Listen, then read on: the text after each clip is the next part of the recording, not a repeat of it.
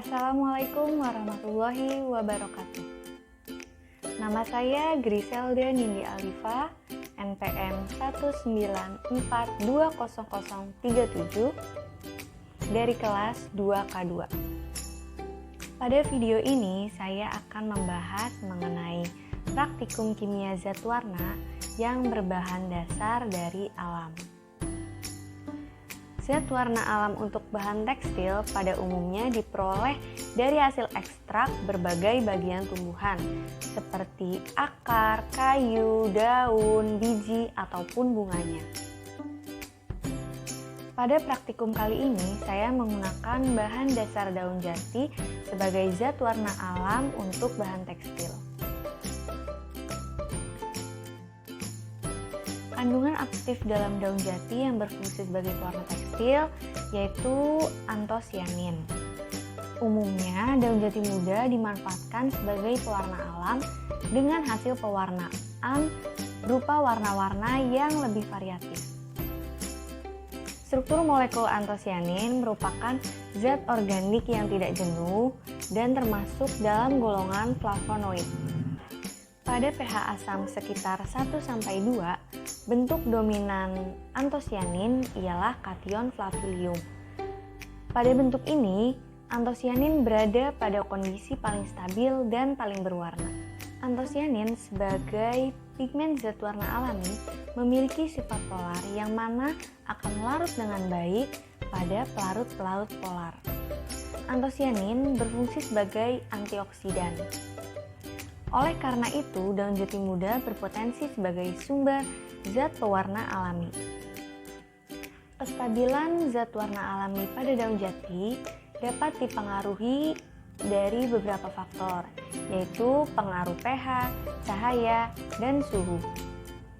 Antosianin pada daun jati ini diperoleh melalui proses ekstraksi. Di dalam larutan, antosianin berada dalam 5 bentuk kesetimbangan tergantung pada kondisi pH-nya. Kelima bentuk tersebut yaitu kation flavilium, basa karbinol, kalkon, basa quinonoidal, dan quinonoidal anionik. Selulosa merupakan polimer linier yang tersusun dari kondensasi molekul glukosa. Pada setiap molekul glukosa terdapat 3 gugus reaktif hidroksil atau OH yang mempunyai kemampuan untuk mengikat air atau zat kimia. Interaksi yang terjadi antara zat warna alam daun jati dan dengan serat kapas atau selulosa itu terjadi ikatan ion antara keduanya. Dalam daun jati terdapat kandungan pigmen antosianin yang bermuatan positif dan kain selulosa kapas bermuatan negatif.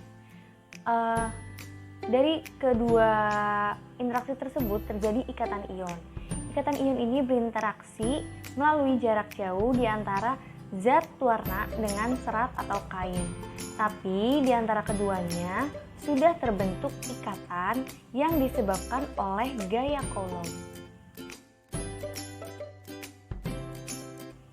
Serat nilon tidak memiliki gugus fungsional apapun, sehingga ketika dicelupkan dalam air, serat nilon cenderung memiliki muatan yang netral.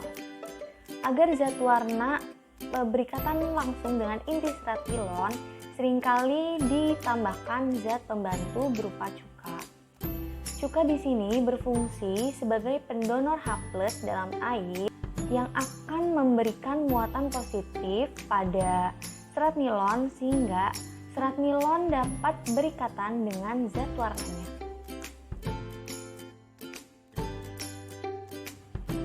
Seperti yang telah disebutkan tadi, senyawa antosianin dapat diperoleh dengan cara ekstraksi. Ekstraksi zat pewarna alami umumnya dilakukan dengan cara menghancurkan bahan yang mengandung pigmen zat warna alami dan merendamnya dengan pelarut yang sesuai atau polaritasnya dalam suatu campuran. Proses ekstraksi yang saya lakukan adalah menggunakan 100 gram dan 200 gram daun jati menggunakan pelarut air sebanyak 2 liter. Proses ekstraksi ini dilakukan pada suhu kamar.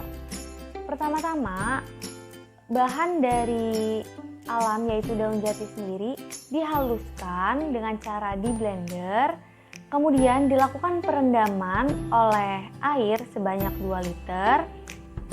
Setelah itu didiamkan selama 24 jam lamanya. Setelah didiamkan selama 24 jam lamanya, hasil ekstraksi yang menggunakan 100 gram daun jati menghasilkan 3,7 liter larutan ekstraksi.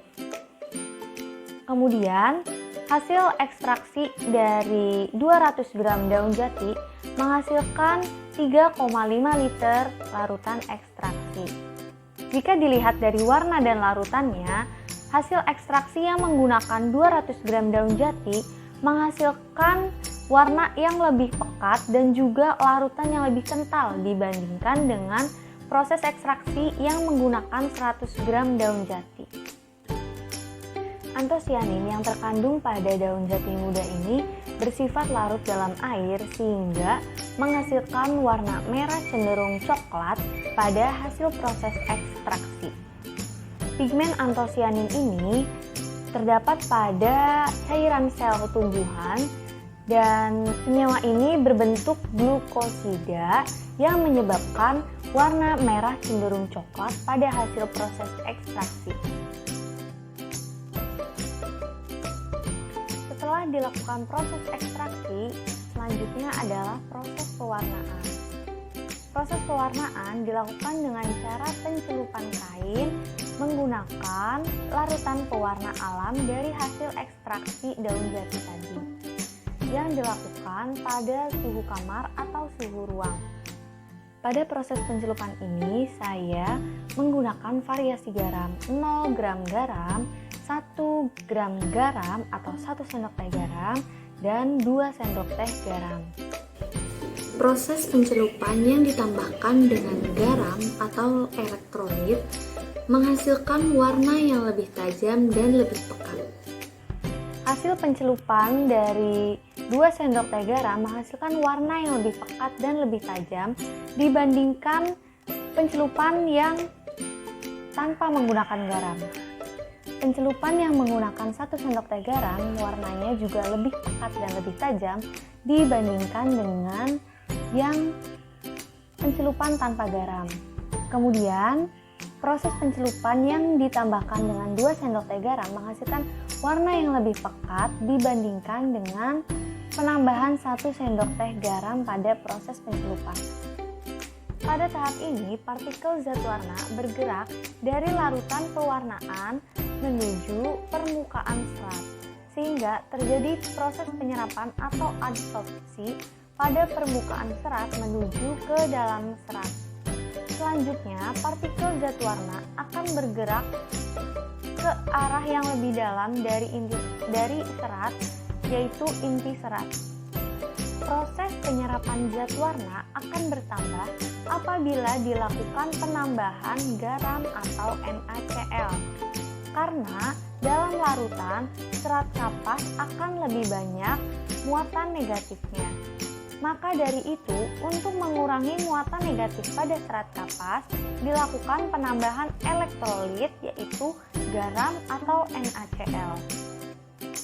Garam atau NaCl di sini berfungsi untuk menetralkan sifat anionik pada serat sehingga zat warna dapat lebih mudah untuk masuk ke dalam inti serat atau inti kain dan juga berfungsi untuk meneguhkan warna pada proses pencelupan.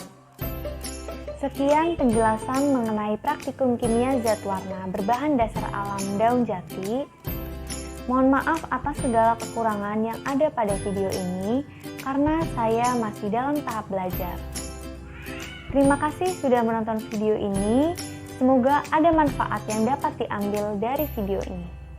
Wassalamualaikum warahmatullahi wabarakatuh.